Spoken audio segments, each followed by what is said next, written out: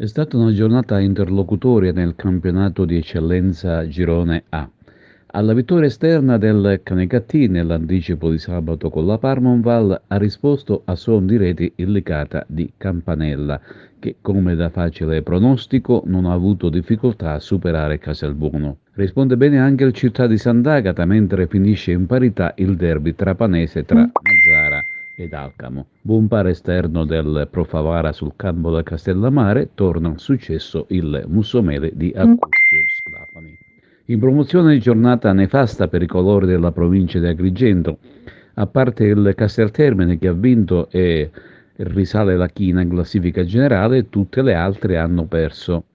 Ha perso con onore delle armi la Libertas con il capolista Salemi, mentre Camarat in casa con il Misilmere ed infine Gattopardo a Vallelunga scivolano verso la bassa classifica. C'è una squadra che gioca con 10 juniores e mette sotto la capolista, è chiaro che resta il rammarico di non aver almeno pareggiato, perché alla fine al 90° abbiamo fatto 3 tiri in porta, le parate, forse c'è qualche altra cosa da vedere. Comunque è chiaro che fa rabbia, e la rabbia maggiore è quella che qualcuno pensa di aver in campo Bonucci, Chiellini, Ibrahimovic, Ronaldo. Noi questi non ce li abbiamo i giocatori, quindi non ho nulla da rimproverare. Che quando tu hai giocatori semi sconosciuti o addirittura sconosciuti, gente che non ha mai giocato a calcio, e entrano in campo e lottano sino all'ultimo istante contro la prima della classe, che ricordiamo ha all'attivo 38 gol fatti e 6 subiti,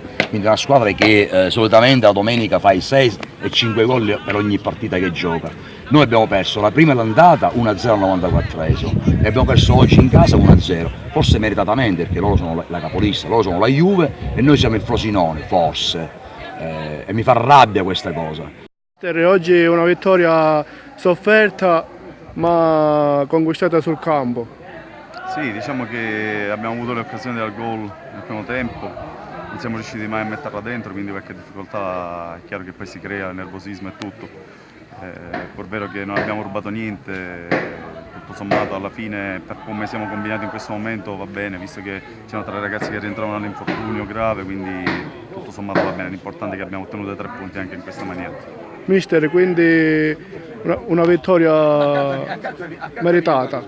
Penso di sì, anche se c'è da fare i complimenti alla società avversaria, dico, però poi sul campo penso che era meritato, non abbiamo perso nulla, dico, è meritato, ripeto.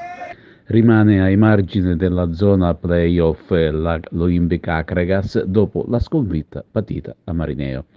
Infine, in prima categoria, grazie alle reti di Curab e Chiarelli, l'Angelo Cuffaro di Raffadali passa a San Giovanni Gemini ed accorcia le distanze dal Master Pro fermato a Villarosa. La vetta si trova ad appena 2 punti e per la lotta al salto di categoria ben 4 squadre sono racchiuse nel fazzoletto 2 punti. Si tratta del Master Pro, dell'Armerina, Empedoclina e Raffadali.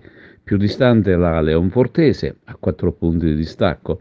Tutte più lontane le altre inseguitrici che hanno un forte distacco. Per quanto riguarda le altre agrigentine, il Ravanusa si trova a ridosso della zona playoff, mentre l'Atletico Aragona è posizionato al centro classifica. Infine il Gemini avrà tanto da lottare per tirarsi fuori dai meandri della bassa graduatoria.